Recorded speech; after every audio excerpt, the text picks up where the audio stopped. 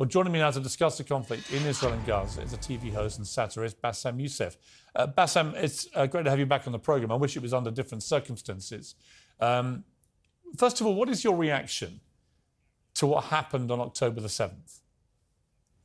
Oh, it was terrible, of course. I mean, we kind of get our news kind of also secondhand because, you know, my wife's family, they live in Gaza. They have cousins and uncles there.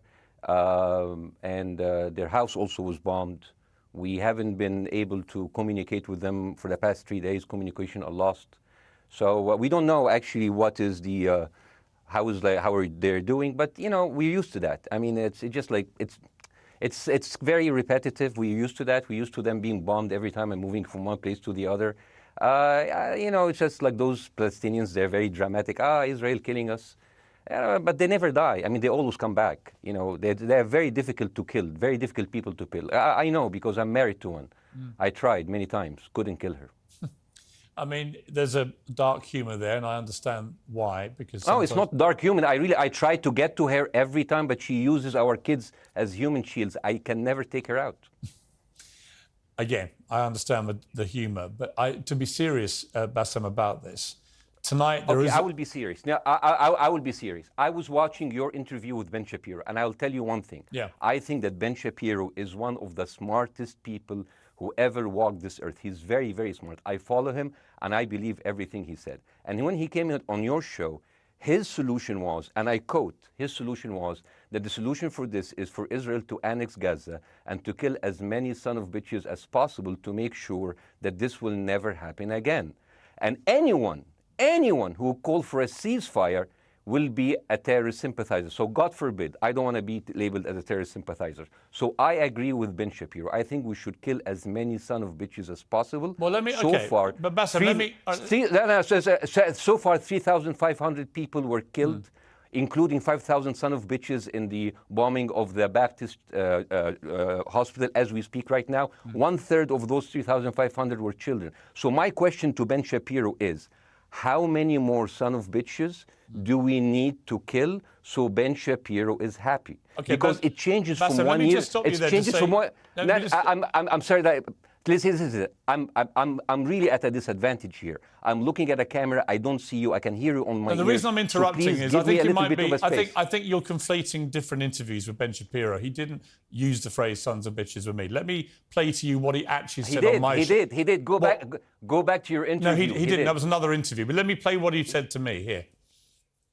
Well, frankly, I don't believe in proportionate response to terrorism. I believe that the way that you stop terrorism is with wildly disproportionate response. That doesn't mean in terms of targeting civilians. It means in terms of killing as many terrorists as humanly possible and allowing them to dictate the terms of engagement by hiding behind civilians in areas that they are supposedly responsible for means that the only option for Israel is to surrender to Hamas's hatred of its own citizens, its willingness to use its own children as human shields. No country worth its salt could ever do that. Now, that is substantively different to what you said he said, right? He's talking there but specifically about Hamas terrorists. I agree with him.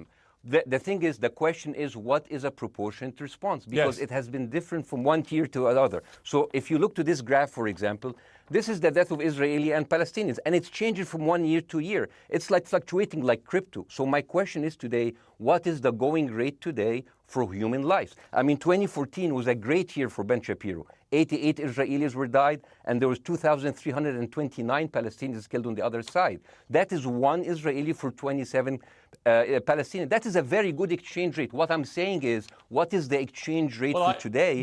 So you guys will be happy. That's my question. Well, it's not me. It's not me, guys. I'm not on either side. No, not you. Like when I say you guys, I say like people on the other side of that.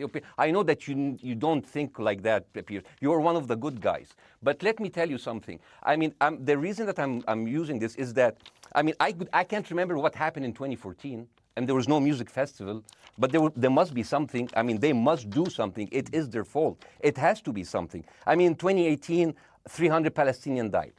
Who's counting, you know? So the thing is, what my question is, let's find what is the exchange rate for human life today so we expect the future death of Palestinians and will be happy to it. My response to that would be this, Bassem. I've thought carefully about this because I think it's very tricky for people like me to immerse ourselves into a conflict where we're not directly involved. And I thought carefully about what I feel about this. I feel that the scale of what Hamas did on October the 7th supersedes anything else I've seen in this conflict, really ever. The savagery, the butchery, the slaughter of 1,300 people, the shooting of babies, the 100%. kidnapping of grandmothers and so on. So if we can agree on that, which I think is inarguable, then the question then becomes, again, about proportion. I don't disagree that there's been a lot of bad stuff on both sides going back historically for decades. But if we agree that this was on a different level altogether, quite deliberately by Hamas, designed to provoke... No, here's my question. Let me ask you a question. And the question, because you raised it earlier about proportion. I honestly don't know what the proportionate response is. I honestly don't. I don't. I've been watching the airstrikes this week thinking... So what's your question? Well, I would ask you, if you were Israel, what would you... If I was Israel? If you were Israel and that had happened to you, what would you think would be the appropriate way for the country to respond? I would do exactly like Israel did, kill as many people as possible, since the world is letting me do it. I mean, I can do it because I can, you know. But the thing is, you know what? I agree with you. And you know what? I'm going to be even ahead of you, because I see the question coming. Do you condemn Hamas for the atrocity? Yes, I condemn Hamas. I condemn Hamas. I condemn Hamas is the source of all evil. They're a reason for everything. And you know what? Let's, for a minute, imagine a world without Hamas. Right. What will this word look like? Let's give this word a name, and let's name this word the West Bank. Hamas has absolutely no control in the West Bank. And since the beginning of this year, only through August, 37 Palestinian kids were killed. No music festival, no paragliding, no Hamas. Since the occupation of the West Bank, 7,000 Palestinians were killed. No music festival, no paragliding, no Hamas. I can go on and on and on and on. No, but you don't need to, because in a way you're preaching to the choir. I've followed this crisis. Oh no, you're not preaching. So the thing is, like, in the sense that I know that what you're saying has validity. Of course, Piers. By the way, Piers. I am at a disadvantage here. I can hear you. I cannot see you. I am in a claustrophobic room, and so please cut me some slack and don't interrupt me and interrupt my points. Sure. So, because this has to be fair. Understand. Because if you want to only hear your opinion, I can just condemn Hamas and go home. I can do that. So, do you want to do that, or do you have a much more nuanced conversation? No, I absolutely want to have a nuanced conversation. I wasn't aware I was interrupting you. I thought I was letting you speak. Amazing. So let's. I mean, I would say I really applaud Israel for doing one thing that no military force in the world does. Because I heard Ben Shapiro and I heard Ron DeSantis, and they said Israel is the only military force in the world that warns civilians before bombing them. I mean, how fucking cute.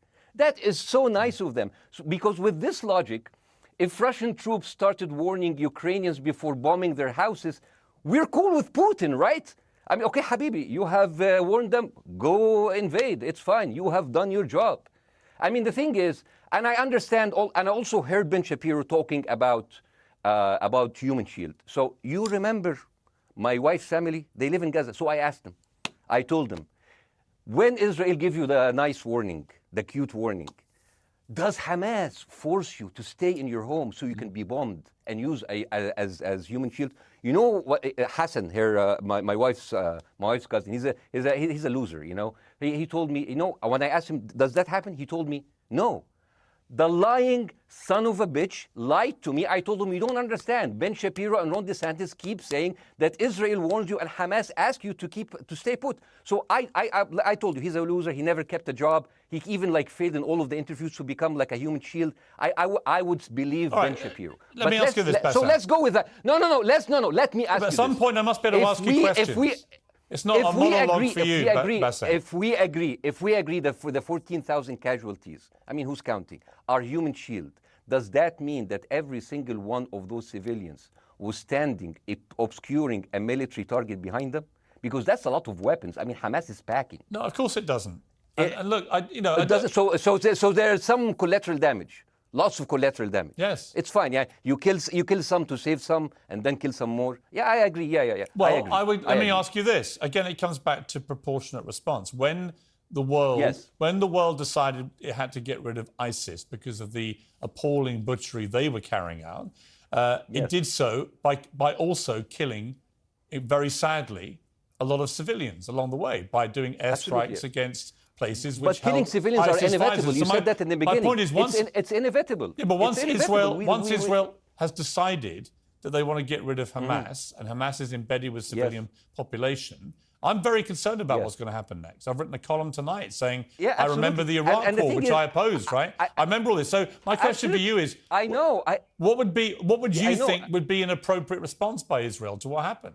Well, these are years of disproportionate responses of Israel. Right. Did it solve the solution? Did it solve the problem? Did it work before, so it will work? What will be the surprise this time? What will be the twist that will make this work this time? What will be different this time? Seriously, I mean, like, this is only the last 15 years. I mean, because it's too many papers. I just got this.